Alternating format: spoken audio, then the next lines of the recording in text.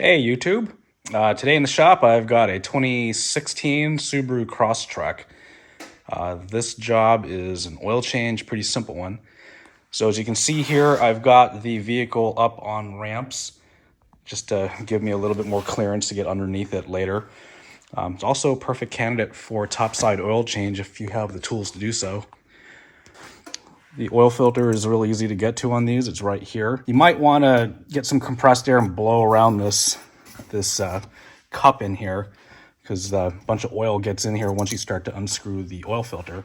Once you've cleaned off all the bugs and debris in there, it's just a matter of unscrewing the oil filter. They generally shouldn't be on there that tight, but if they are, use an oil filter wrench or socket that fits into the oil filter.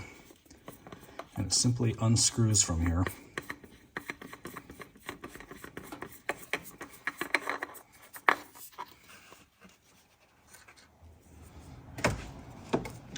Next, we'll get a clean rag and clean off that area, and then screw the new filter on. So this is the oil filter that the owner supplied me with. I'm not a real big fan of these blue Subaru filters that are available here in the United States. I believe they're made by Fram. Not a big fan of these, but it does come with a crush washer for the drain plug. So I'll go ahead and unwrap this and lube the O-ring here with some fresh motor oil. And we've also made sure that the old O-ring did not get stuck on the oil filter housing. So as you can see here, I've got fresh oil on the O-ring for this oil filter here, this black O-ring. And I went ahead and put some oil inside the filter there. You don't want to put too much in there because it's an upside down oil filter and you'll just spill out everywhere. But what I like to do is just put enough in there and then rotate the filter horizontally like this until the paper element inside is soaked. This is just something I do on these cars, the Toyotas and Subarus that have the upside down oil filters. Just one less thing that the engine has to do when you first start it up after doing the oil change. Just a little bit less time that the engine has to take to get that oil filter filled. So from here, we screw the filter on and tighten it to hand tight. You don't really have to go beyond hand tight on these things. They tend to get over torqued. So from here, we'll go ahead and loosen the oil filler and then just let it sit there so that air can get through the crankcase, and we'll go underneath the vehicle and get the oil drain plug removed. Okay, so working our way underneath the vehicle.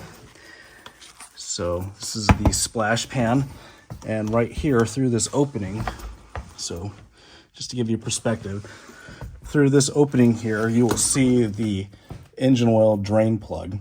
So that is a 17 millimeter.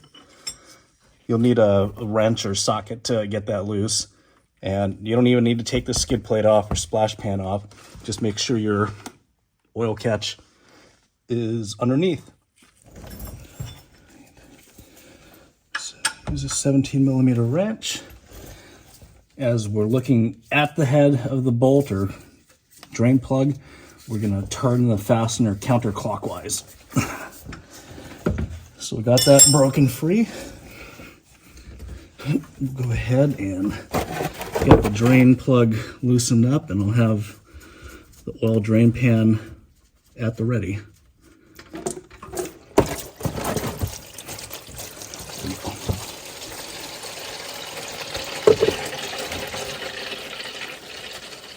And just let it drain until you're sick of watching it drain out or it just finishes draining.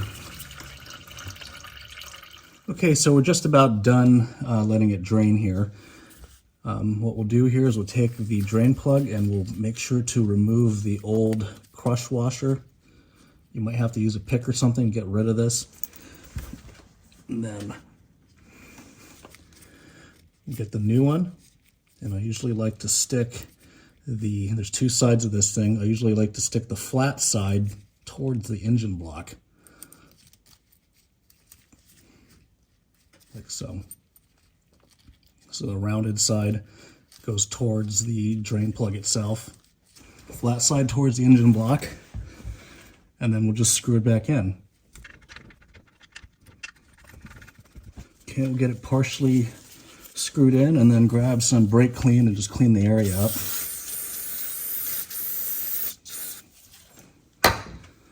Just clean up any oil residue that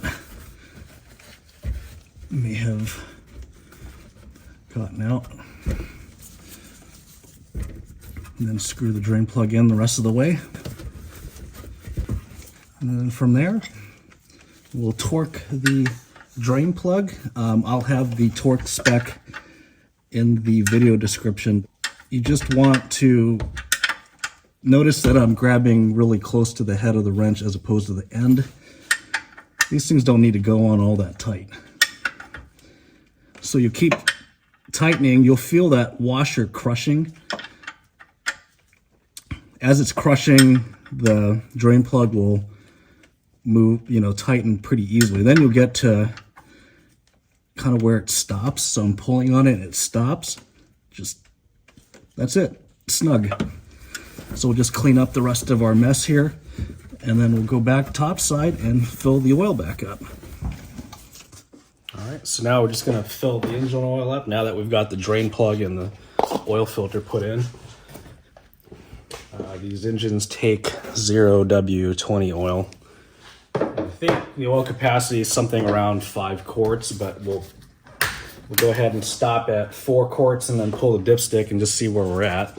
It's been a while since I've changed oil in one of these. Even though this is a family member's car, I don't really pay attention.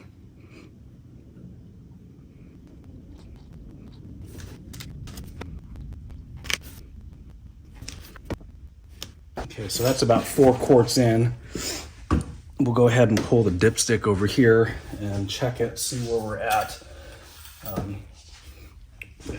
If it registers on the dipstick, we'll start the engine up and move the vehicle off the ramps so that we can get the oil fill as accurately as we can. It has to be on flat ground. Okay, it's not even on the dipstick yet. So we'll add another half a quart.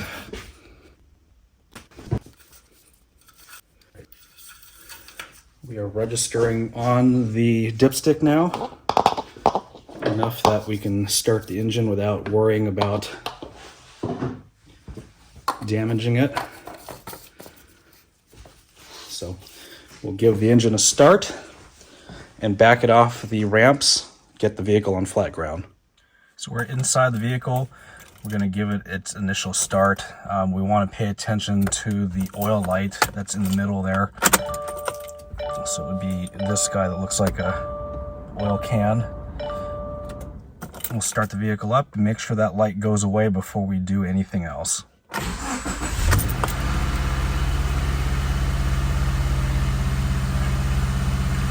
So oil pressure light has gone out. We'll go ahead and back this car off of the ramps very carefully. And once it's on level ground, we'll let it sit for a few minutes and check the oil level and do a final top up. So I've gone ahead and let the vehicle sit for 5 minutes or so and check the oil level, and it was a little bit low still, so I put the rest of that 5-quart bottle in, let it sit for a bit. So put in a total of 5 quarts in this engine, and as you can see, maybe we are exactly to the full line. Probably can't see it all that well, but we're pretty much right up to that full line, so we're good to go with oil. So now that we've got the engine oil level topped up, last order of business is to put the oil cap back on the engine. I like to put either some motor oil, new motor oil, clean motor oil on this O-ring, or silicone grease.